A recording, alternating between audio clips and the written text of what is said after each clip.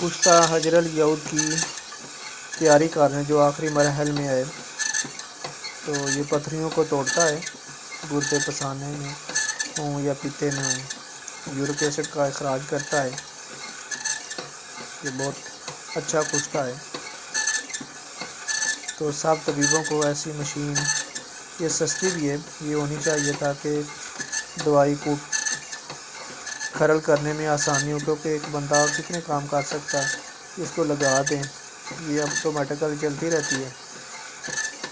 तो इससे फ़ायदा लेना चाहिए सब तबीबों को। और दवाई जितनी इसकी रगड़ाई होगी उतनी इस तरह असर भी होगी, फ़ायदेमंद भी होगी। तो इसका तरीक़ाकार ये सादा मशीन है।